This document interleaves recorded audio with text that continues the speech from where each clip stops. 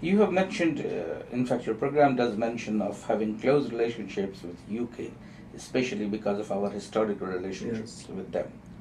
Now, with a stamp on Pakistan exporting terrorism, a country that is exporting terrorism, there are a number of issues. Gordon Brown and Premier Gilani referred to it in their recent meeting too.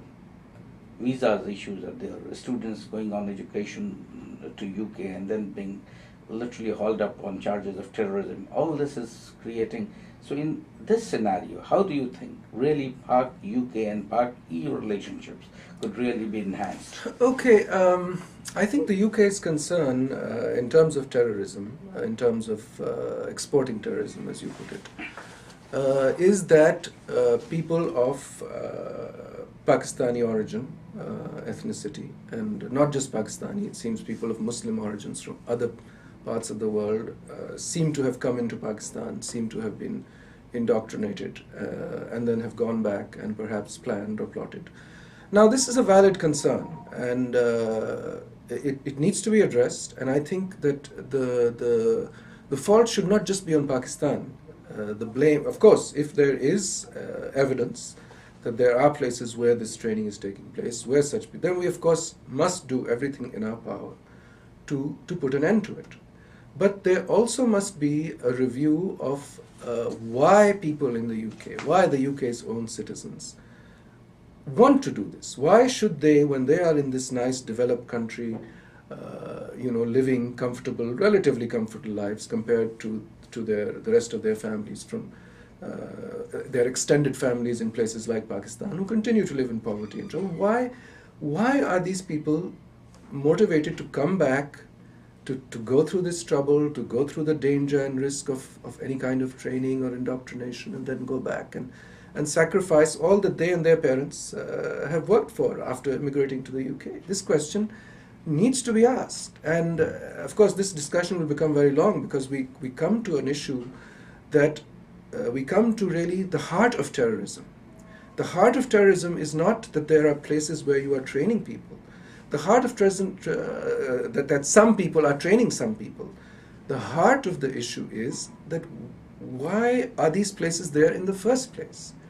And for this, you have to go back to the issue of international justice, of a feeling that there are two standards, as there are, for instance, in Palestine. You have to go back to the issues of this completely unwarranted attack, invasion of Iraq. You have to go to this completely unwarranted invasion of Afghanistan,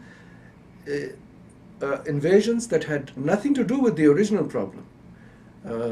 Everything to do with grabs for oil and political ends.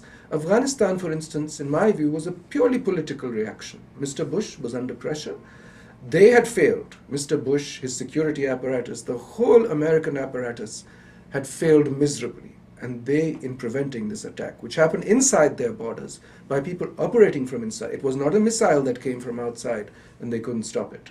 They could have stopped it and they didn't. And they needed to divert attention, and they thought they'd overrun this country and keep their public happy that we're doing something about it now.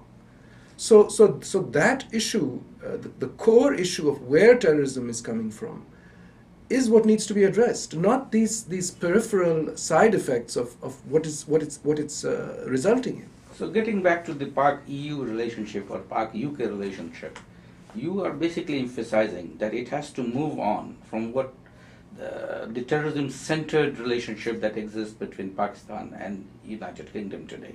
It has to move on to real footings, which is missing right now. Absolutely. I mean, there will be no solution to this until you solve the problems that are fueling it. This is a fire that is being fueled.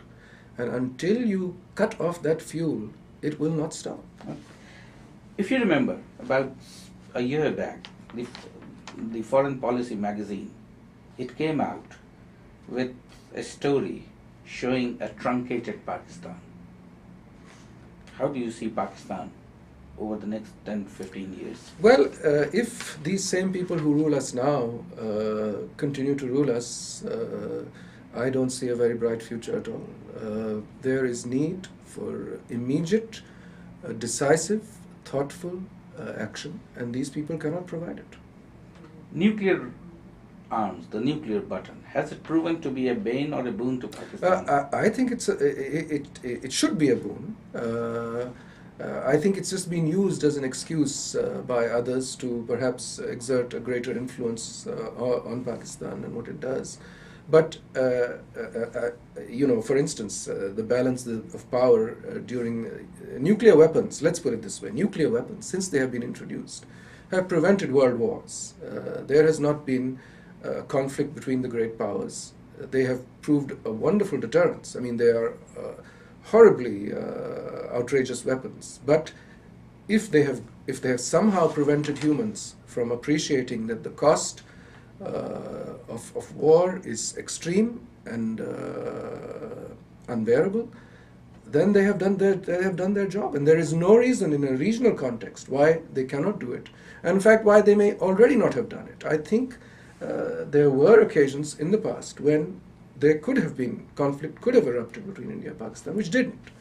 But on the other hand, from Washington to New Delhi, everyone is keeping a very close, focused eye on Pakistan's nuclear armamentarium.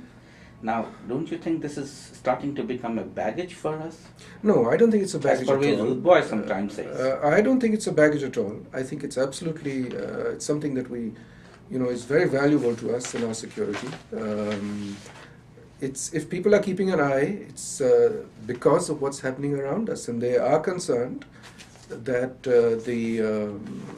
that these assets might fall into the wrong hands. And from where they are sitting, I think this is perhaps a legitimate concern. But I think our army is a very good, very powerful, and very competent army, and I think they will make sure that these weapons remain safe.